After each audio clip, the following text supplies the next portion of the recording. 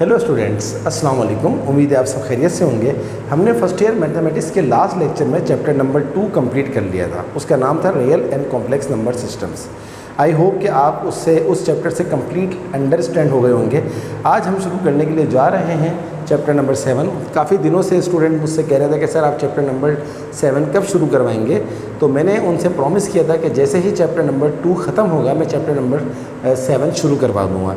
तो स्टार्ट करते हैं chapter number 7 first year mathematics Sindh board, जिसका नाम है permutations, combinations and introduction to probability. Student, बहुत आसान चैप्टर है, बट इसमें थोड़ी सी टेक्निक्स हैं जो आपको बहुत अच्छी तरह से आ जानी चाहिए और इंशाल्लाह आ जाएंगी। जब हम ये चैप्टर ख़त्म करेंगे तो आप देखेंगे कि आपका ये चैप्टर नंबर 7 आपको सबसे ज़्यादा आसान लगेगा। इस चैप्टर का जो पहला कॉन्सेप्ट है वो है दी काउंटिंग प्रिंसिपल।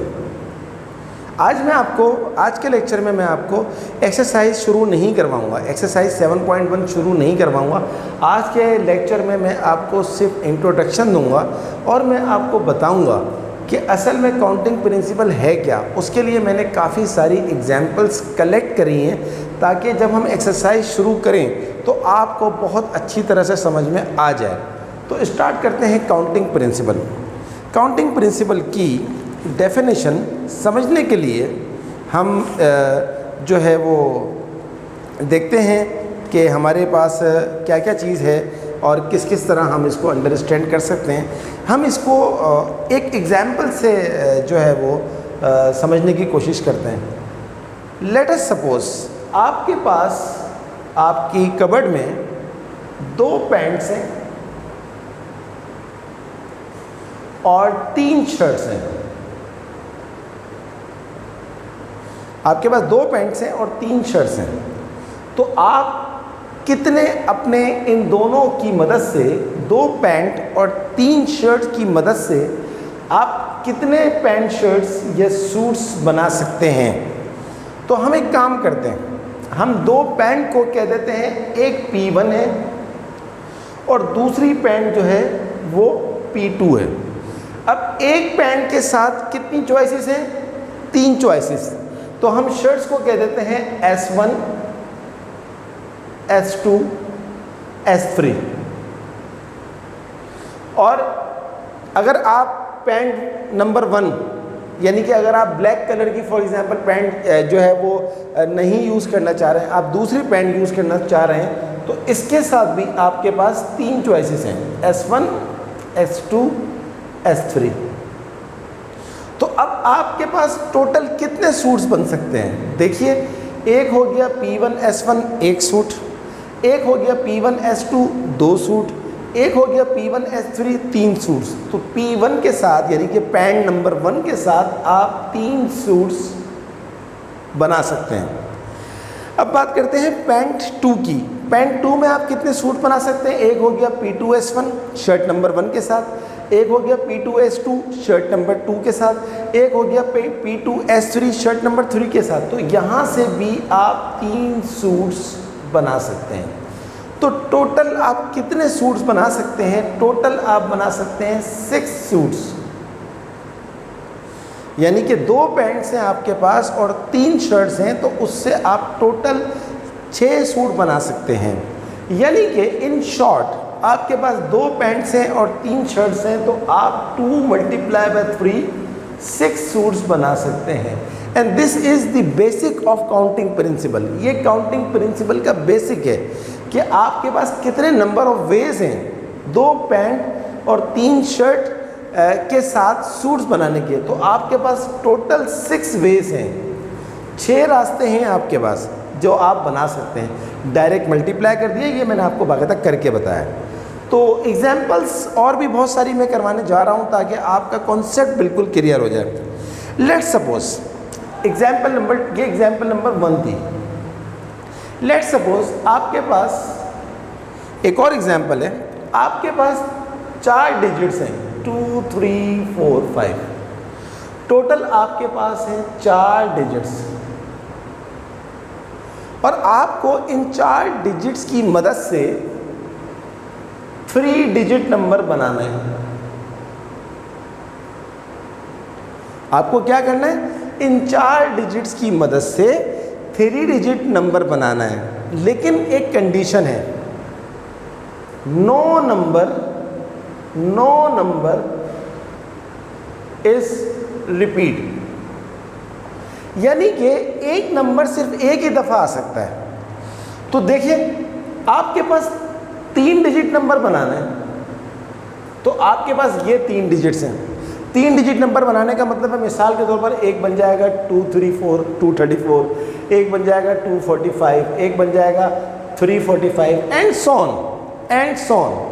तो हमें इन 4 डिजिट की मदद से एक 3 डिजिट नंबर बनाना है, और इस तरह बनाना है कि एक नंबर एक ही दफ़ा आए, दूसरी दफ़ा ना आए। तो आपके पास कितनी प्लेसेस है? 3 प्लेसेस, 1 2 3, क्योंकि 3 डिजिट नंबर बनाना है आपको। तो पहली प्लेस के ऊपर कौन कौन सा नंबर आ सकता है? तो ये फर्स्ट प्लेस है, तो फर्स्ट प्लेस पे 1 2 3 4, इन 4 में से कोई भी एक नंबर आ सकता है। ये 4 जो है, ये वाला 4 नहीं है, ये 4 क्या है, 1 2 3 4 नंबर में से पहली प्लेस पे, क्योंकि आपके पास चॉइस है ना कि भाई इस जगह पर क्या आएगा। कॉमन सेंस की बात है, आप बोलेंगे सर इस जगह पर पहले जगह के ऊपर इन 4 में से कोई भी एक नंबर आ सकता है। अब इन 4 में से कोई भी एक नंबर आ गया यहाँ पर। अब इसकी बात करें तो 4 में से एक नंबर तो यहाँ आ गया, बाकी आपके पास कितने बाकी बचे? 3। अब 3 में से कोई भी एक नंबर यहाँ आ जाएगा। बात समझ में आ रही है अच्छी तरह से? 4 नंबर में से कोई भी एक नंबर यहाँ आ सकता है, बाकी 4 में से एक नंबर यहाँ आ गया, बाकी कितने बचे? 3 नंबर। 3 नंबर में से कोई भी एक नंबर यहाँ आ सकता है, और इसके बाद क्या होगा? 2 नंबर बचेंगे। 2 नंबर में से कोई भी एक नंबर यहाँ आ सकता है। तो प्लीज़ कीप इन माइंड, बच्चे इसमें थोड़ा परेशान हो जाते हैं, घबरा जाते हैं कि सर ये 4 3 2 तो ये है, ये वाला 4 है, ये वाला 3 है, ये वाला 2 है। बल्कि चलिए एक काम करता हूँ, मैं इस सवाल में से 2 3 4 हटा देता हूँ। मैं लिखता हूँ 7 8 9, और बल्कि 1 मिनट, हाँ 5 7 8 9। अब बात करते हैं। अब आपको 2 3 4 नज़र नहीं आएगा ना, तो कॉन्सेप्ट क्लियर होगा। अब कितने नंबर है? 1 2 3 4 नंबर में, इन 4 नंबर के ज़रिए आपको एक 3 डिजिट नंबर बनाना है, और इस तरह बनाना है कि कोई नंबर दोबारा ना आए। लाइक 5 7 8 9 है ना, हो सकता है एक 5 से एक जो है वो 5 7 8 हो, एक जो है वो हो सकता है 7 8 9 हो, एक जो है वो हो सकता है 5 8 9 हो। तो कोई नंबर 5 के बाद दोबारा 5 ना आए, 7 के बाद दोबारा 7 ना आए, 7 के बाद दोबारा 7 ना आए, 8 के बाद दोबारा 8 ना आए, 9 के बाद दोबारा 9 नहीं आए। तो टोटल नंबर आपके पास कितने स्टूडेंट? 4 में से कोई एक नंबर, 4 में से कोई भी एक नंबर आ सकता है। तो पहली वाली प्लेस की हो गई 4 चॉइसेस। अब बात करते हैं दूसरे की। एक नंबर यहाँ आ चुका है, बाकी कितने बचेंगे? 3 नंबर। तो उन 3 में से कोई भी एक यहाँ आ सकता है, बाकी बचेंगे कितने नंबर? 2 नंबर। उन 2 में से कोई भी एक यहाँ पर आ सकता है। तो आपके पास आप टोटल कितने 3 डिजिट नंबर बना सकते हैं? आप इन तीनों को मल्टीप्लाई कर दीजिए। 4 3 12, 12 2 24। तो आप इन 4 डिजिट के ज़रिए 3 डिजिट नंबर कितने बना सकते हैं? 24 3 डिजिट नंबर बना सकते हैं। यही तो काउंटिंग प्रिंसिपल है, इसी को तो काउंटिंग प्रिंसिपल कहते हैं। 2 पैंट 3 शर्ट की मदद से आपके पास 6 तरीके हैं, 6 रास्ते हैं कि आप अपने जो है वो सूट बना सकते हैं, पैंट शर्ट बना सकते हैं। 4 डिजिट नंबर, आप 4 डिजिट से, आप इन 4 डिजिट से 3 डिजिट नंबर बनाएं, और कोई भी नंबर रिपीट ना हो, तो 24 ऐसे बनेंगे। अच्छा, अब मैं सवाल चेंज कर देता हूँ। आपको यही सवाल दिया हुआ है, 4 डिजिट है, 4 में से 4 डिजिट नंबर, 4 डिजिट दिए हुए, इसमें से आपको 3 डिजिट नंबर बनाना है, और इस तरह बनाना है कि repetition is allowed. Repetition is allowed, number repeat हो सकता है। क्या मतलब? 5 है ना, 5 आ सकता है, 5 5 5, इसी तरह 7 7 7, इसी तरह 8 8 8। Repetition is allowed. तो आपको 3 डिजिट नंबर बनाना है और इस तरह बनाना है 3 डिजिट नंबर कि अब आपको रिपीटिशन अलाउड है। सेम भी आ सकता है और नॉट सेम भी आ सकता है। यहाँ लिखा हुआ है इफ रिपीटिशन इज अलाउड। तो अब भी आपके पास वही 3 प्लेसेस हैं, क्योंकि आपको 3 डिजिट नंबर बनाना है तो 3 प्लेसेस चाहिए आपको।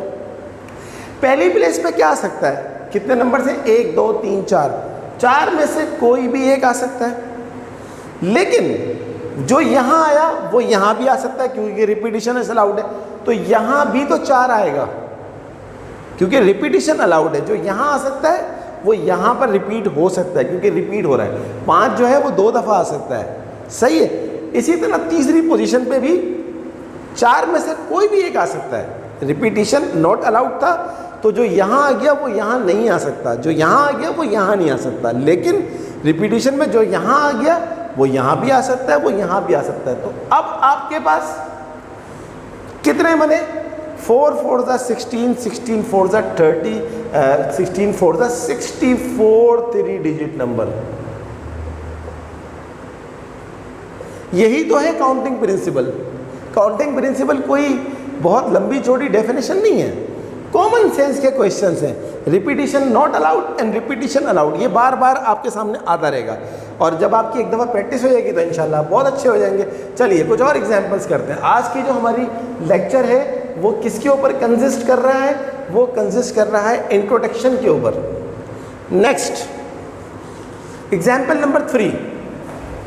लेट्स सपोज आपके पास 5 अल्फ़ाबेट्स हैं, AEIOU। अब आपको एक इन 5 अल्फ़ाबेट से, ये आपके पास क्या है? 5 अल्फ़ाबेट्स हैं। ये 5 अल्फ़ाबेट्स हैं। आपको इन 5 अल्फ़ाबेट की मदद से एक वर्ड बनाना है जो कि 5 अल्फ़ाबेट वर्ड्स है और रिपीटिशन अलाउ नहीं है। Repetition is not allowed. Repetition, थोड़ी स्पेलिंग अगर कोई एक आध लेटर रह जाए तो प्लीज़ आप इग्नोर कर दीजिएगा। Repetition is not allowed. अच्छा, अब ये जो अब आप बोलेंगे सर हमने वर्ड बनाया तो उसका कोई सेंस नहीं बनता कि कौन सा वर्ड आ गया। तो जनाब इस वक्त सेंस और अनसेंस की बात नहीं हो रही कि वर्ड की मीनिंग हो, मीनिंगफुल हो या मीनिंगलेस हो, नहीं, इसका कोई ताल्लुक नहीं है। हमें इन 5 अल्फ़ाबेट की मदद से 5 अल्फ़ाबेट का एक वर्ड बनाना है और रिपीटिशन अलाउ नहीं है। तो कितनी पोजीशन है आपके पास? 1 2 3 4 5। तो पहली पोजीशन पे क्या आएगा? इन 5 में से कोई भी एक आ सकता है क्योंकि आपके पास तो 5 है ना, 5 चॉइसेस हैं, 5 में से कोई भी एक आ सकता है। लेकिन अब यहाँ पर एक आ गया तो अब यहाँ पर क्या हो सकता है? 4 बचेंगे, 4 में से कोई भी एक। इसी तरह यहाँ पर क्या हो सकता है? एक यहाँ आ गया, एक यहाँ आ गया, अब कितने बचे? 3, 3 में से कोई भी एक। इसी तरह यहाँ पर आ गया, अब कितने बचे? 2, 2 में से कोई भी एक। और आखिर में एक बचा तो एक आ गया क्योंकि 5 अल्फ़ाबेट को यूज़ करना है। यहाँ तो 4 में से 3 को यूज़ करना था ना, तो 3 प्लेसेस आई। यहाँ पर 5 में से 5 को यूज़ करना था तो 5 प्लेसेस आ गई। तो इसका आंसर आपके पास क्या आ जाएगा? 5 multiply by 4 multiply by 3 multiply by 2 multiply by 1। 5 4 20, 3 60, 2 120, 1 120। तो 120 वर्ड्स आपके पास बनेंगे। लेकिन अगर मैं आपके इस सवाल में थोड़ी सी चेंजिंग कर दूं, मैं बोलूं कि भाई अभी भी आपको 5 अल्फ़ाबेट वर्ड ही बनाना है, लेकिन अब मैं रिपीटिशन अलाउ कर रहा हूं। अब रिपीटिशन अलाउ हो गई है, तो जब रिपीटिशन अलाउ हो गई है आपके पास अब भी 5 प्लेसेस हैं। आपके पास अब भी 5 प्लेसेस हैं। तो पहले में 5 में से कोई भी एक आ सकता है, लेकिन क्योंकि रिपीटिशन अलाउ है तो अगली वाली पोजीशन के लिए भी 5 में से कोई एक आ सकता है और तमाम पोजीशन के लिए 5 में से कोई एक आ सकता है। तो आपका जो आंसर है अगर आप इसको मल्टीप्लाई करें 5 5 और इस पूरे को मल्टीप्लाई करें तो आपके पास आंसर आ जाएगा 3125 वर्ड्स बनेंगे। 3125 वर्ड्स या 3125 वर्ड्स। तो रिपीटिशन अलाउ ना हो तो ये सेटिंग आपको याद रखनी है। रिपीटिशन अलाउ हो तो फिर आपके पास चॉइसेस बढ़ जाती हैं। देखिए ना, रिपीटिशन अलाउ नहीं थी, सिर्फ 120 वर्ड बन सकते हैं, लेकिन अगर रिपीटिशन अलाउ है तो फिर आपके पास 3125 वर्ड बन सकते हैं। चलिए एक और एग्जाम्पल करते हैं। अब हम थोड़ा सा और चेंज करेंगे सवाल को, हम थोड़ा सा और चेंज करेंगे, हम ग्रेजुअली आगे बढ़ते जाएंगे और फिर नेक्स्ट लेक्चर में जब मैं एक्सरसाइज स्टार्ट करूंगा तो आप बोलेंगे सर ये तो बहुत ही आसान है। आज की क्लास के बाद आप आज की क्लास को बहुत अच्छी तरह से समझिएगा। फॉर एग्जाम्पल सपोज अब हम इसी क्वेश्चन में एक चेंजिंग ला रहे हैं। हमारे पास A-E-I-O-U ये 5 हमारे पास अल्फ़ाबेट्स हैं। अब रिक्वायरमेंट क्या है? रिक्वायरमेंट ये है कि हमने इस तरह सेटिंग बनानी है कि जो पहली पोजीशन है, देखिए पहले मैं यहाँ बना देता हूँ, लुक एट दिस, 5 पोजीशंस हैं, लेकिन वो कहता है अब तुम इस तरह जो है वो अल्फ़ाबेट वर्ड बनाओ कि पहली पोजीशन के ऊपर ई फिक्स हो जाए और रिपीटिशन इज नॉट अलाउड।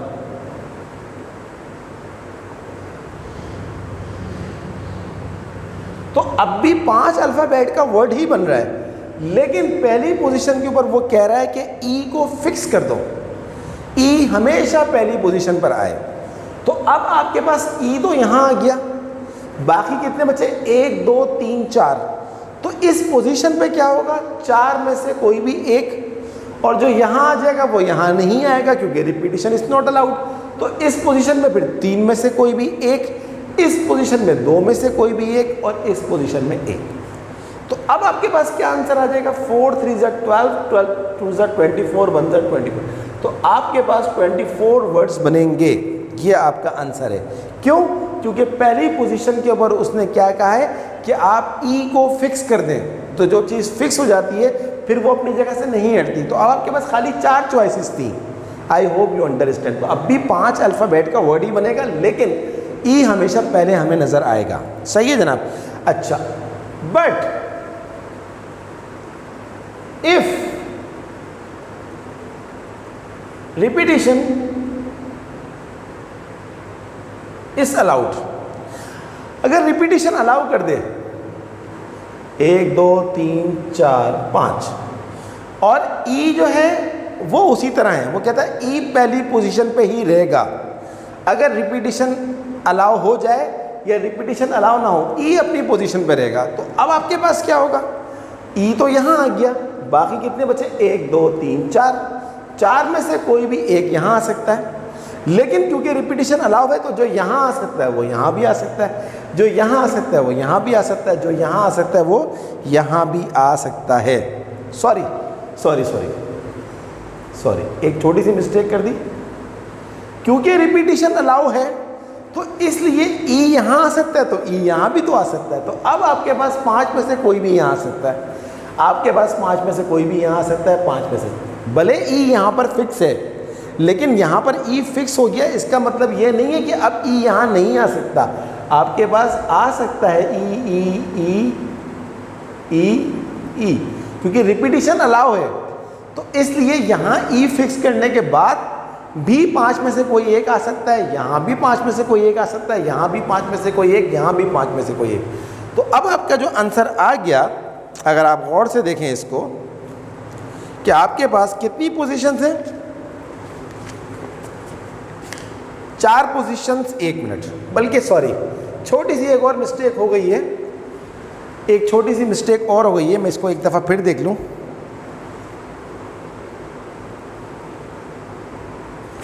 नहीं, 100% करेक्ट। तो 5 अगर आपको बनाना है 5 अल्फ़ाबेट का लेटर, तो आपके पास वही बात है कि आपके पास पहली पोजीशन पे ई फिक्स भी हो गया, तो बाकी पोजीशंस के ऊपर आप 5 में से कोई भी एक ले सकते हैं। तो 5 5 25, 125, 625 बनेंगे 5 alphabets letter, 5 alphabet word. I hope you understand. थोड़ी सी कन्फ्यूज़न हो गई थी, मैं आपसे माजरत चाहता हूँ। चलें अब एक और क्वेश्चन करते हैं।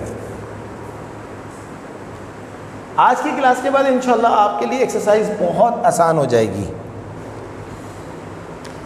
नेक्स्ट हमारे पास है एग्जाम्पल नंबर 4। लेट्स सपोज हमारे पास है 0 1 2 3 4 5 6 7 8 9। तो अगर आप देखें तो टोटल आपके पास कितने आ रहे हैं? 10 डिजिट्स आ रहे हैं। टोटल हमारे पास कितने हैं? 10 डिजिट हैं। अब वो सवाल क्या कर रहा है? Make 8 digit numbers and repetition is not allowed। तो 8 डिजिट नंबर बनाना है इन 10 डिजिट से। 1 2 3 4 5 6 7 8 डिजिट नंबर बनाना है। तो मैंने 8 पोजीशंस बना दी है। अब पहली पोजीशन के ऊपर क्या आएगा? अब आप बोलेंगे सर पहली पोजीशन के ऊपर क्योंकि 10 डिजिट हैं तो पहली पोजीशन के ऊपर 10 में से कोई भी एक आ सकता है। जवाब गलत है, क्योंकि 10 में से एक नहीं आएगा पहली पोजीशन के ऊपर, क्योंकि पहली पोजीशन पर 0 नहीं आता। कॉमन सेंस की बात है। अगर फ़र्ज़ करें मैं एक नंबर लिखूं 0 1 2 5 6 और आपसे पूछूं ये क्या लिखा हुआ है, तो आप बोलेंगे सर ये लिखा हुआ है 1 2 5 6, क्योंकि इससे पहले 0 है तो 0 की वैल्यू नहीं होती।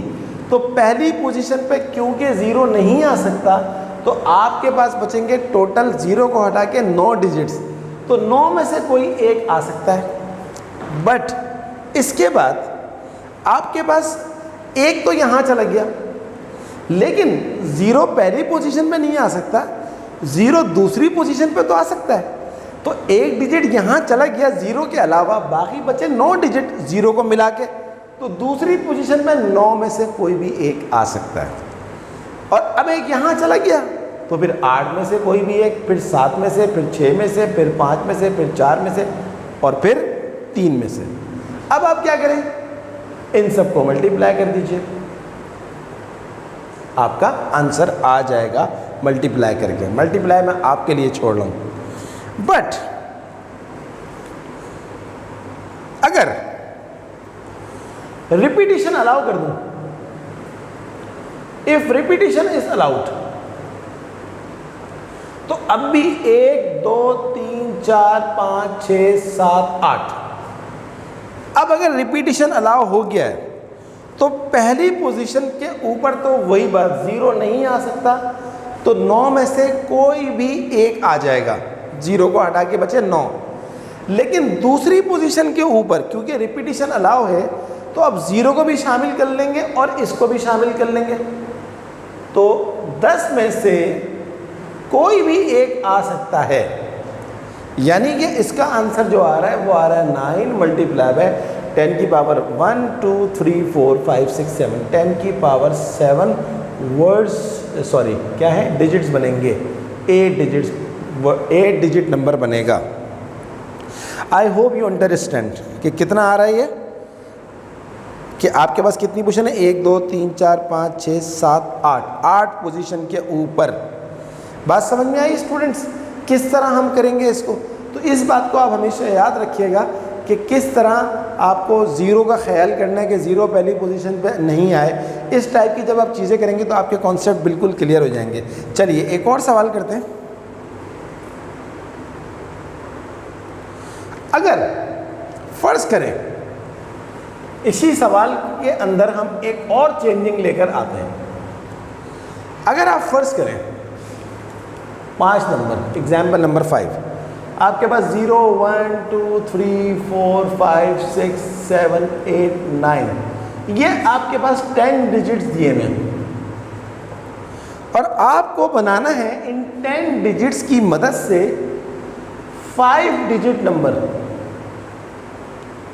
5 डिजिट नंबर बनाना है तो 1 2 3 4 5, लेकिन वो कहता है इस तरह बनाओ 5 डिजिट नंबर के फर्स्ट 2 प्लेसेस के ऊपर 7 और 8 आए।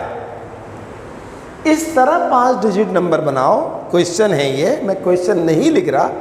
वो कहता है कि इस तरह 5 डिजिट नंबर बनाओ कि पहली 2 पोजीशन के ऊपर तुम्हें पहले पे 7 और दूसरे पे 8 नज़र आए। तो स्टूडेंट, और repetition is not allowed, is not allowed. जो एक दफ़ा आ गया वो दोबारा नहीं आ सकता। तो स्टूडेंट, अब आपके पास 2 तो यहाँ पर फिक्स हो गए, तो इन 10 में से 2 फिक्स हो गए, बाकी कितने बचे आपके पास? 8। 8 में से कोई भी एक आ सकता है। बाकी कितने बचे? 7। 7 में से कोई भी एक आ सकता है। बाकी कितने बचे? 6। 6 में से कोई भी एक आ सकता है। तो इसका जो आंसर आएगा, ये तो फिक्स्ड है, इसका जो आंसर आएगा वो क्या आएगा? इन तीनों को मल्टीप्लाई कर देंगे। 8 7 जा 56, 57 को 6 से करें 336 5 डिजिट नंबर बनेंगे। सही है जनाब? ये तो फिक्स है, ये फिक्स्ड है, ये फिक्स्ड है, नो चेंज। बट इसमें क्या है? ये फिक्स नहीं है। तो इन 2 को हटा के 10 में से बचे 8। 8 में से कोई एक यहाँ आ जाएगा, फिर 7 बचेंगे, 7 में से कोई एक यहाँ आ जाएगा, और फिर 6 बचेंगे, 6 में से कोई एक यहाँ आ जाएगा। आई होप यू अंडरस्टैंड कि ये किस तरह सवाल हुआ। अच्छा, अब हम एक और एग्जाम्पल करते हैं।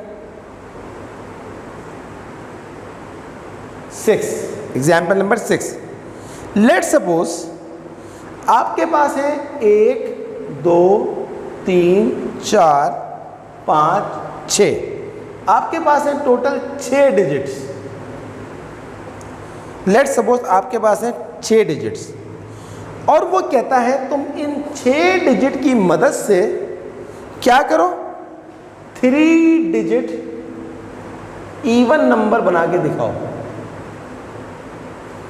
अब ये देखें, 3 डिजिट नंबर बनाना है, लेकिन वो 3 डिजिट नंबर जो है वो क्या हो?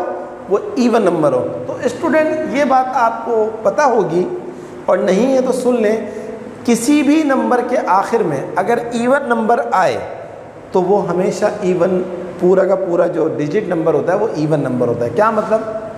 देखें, आपको 3 डिजिट नंबर बनाना है, आपको बनाना है 3 डिजिट नंबर।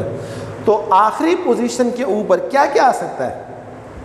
इसी में से आएगा, जाहिर सी बात है। आखिरी पोजीशन पे 2 आएगा, 2 आएगा तो ये पूरा का पूरा इवन नंबर बनेगा, या फिर 4 आएगा तो ये पूरा का पूरा इवन नंबर बनेगा, या फिर 6 आएगा तो ये पूरा का पूरा इवन नंबर बनेगा। तो इस पोजीशन पे 1 2 3, इन 3 में से कोई भी एक आ सकता है। बात समझ में आई? इन 3 में कोई भी एक आ सकता है। अच्छा, फिर बात करते हैं इसकी। अगर साथ में ये 3 में से कोई भी एक चला गया, और अब आपके पास सवाल में उसने ये भी कहा है, सवाल में उसने ये भी कहा है कि repetition is allowed, number repeat हो सकता है। तो इसकी तो पोजीशन रिस्ट्रिक्ट है कि या तो 2 आएगा, या 6 है, या 4 आएगा, या 6 आएगा। 3 में से कोई भी एक नंबर आ सकता है, इन 3 में से। लेकिन क्योंकि रिपीटिशन अलाउड है, तो टोटल कितने नंबर है? 6। 6 में से कोई भी एक यहाँ आ सकता है, 6 में से कोई भी एक यहाँ आ सकता है। तो इसको मल्टीप्लाई करते हैं। 6 6 36, 36 3 108। तो 108 3 डिजिट इवन नंबर बनेंगे इसके अंदर। तो student, I hope you understand कि हमने ये सवाल किस तरह किए हैं और क्या सेटिंग है। एक और सवाल करते हैं। लेट्स सपोज, तो मैं इसको मिटा रहा हूँ, आप इसकी इस इंट्रोडक्शन की खूब अच्छी तरह से वीडियो देखें ताकि आपके कॉन्सेप्ट और क्लियर हों। एक और एग्जाम्पल है आज की लेक्चर की आखिरी example. If we toss a coin वो कहता है अगर तुम कॉइन को टॉस करो, और कितनी दफ़ा टॉस करो? 3 टाइम्स। 3 दफ़ा अगर तुम कॉइन को टॉस करते हो तो कहता है how many outcomes are there. अब हम जानते हैं स्टूडेंट, कॉइन में एक होता है हेड और एक होता है टेल। एक होता है हेड और एक होता है टेल। अब कॉइन को हमने कितनी दफ़ा टॉस किया है? 3 दफ़ा। पहली दफ़ा टॉस किया तो या तो हेड आएगा या टेल आएगा, यानी कि 2 में से कोई एक। कॉइन को दूसरी दफ़ा टॉस किया तो दोबारा या तो हेड आएगा या टेल आएगा, 2 में से कोई एक। कॉइन को तीसरी दफ़ा टॉस किया, 2 में से कोई एक आएगा। तो टोटल आउटकम कितने हो जाएंगे? 8 आउटकम्स। बात समझ में आई स्टूडेंट्स? तो ये थी हमारी आज की क्लास, जिसमें हमने इंट्रोडक्शन ऑफ काउंटिंग प्रिंसिपल किया। अब आपके जहन में जो चीज़ थी यार कि काउंटिंग प्रिंसिपल क्या होता है, आज मैंने आपको जितना कुछ पढ़ाया वो सारा का सारा काउंटिंग प्रिंसिपल है। और अब नेक्स्ट लेक्चर में जब मैं एक्सरसाइज स्टार्ट करूंगा, जिन बच्चों ने ये लेक्चर 100% अटेंड किया होगा, हर चीज़ समझी होगी, तो देखिएगा आपके लिए एक्सरसाइज 7.1 कितनी आसान होगी। I hope you understand today's class. Students, kindly subscribe my channel, share my videos, like my videos और अपने तमाम दोस्तों को भी शेयर करें और उनसे भी कहें कि चैनल को सब्सक्राइब करें। तो अगली क्लास तक के लिए अल्लाह हाफिज़।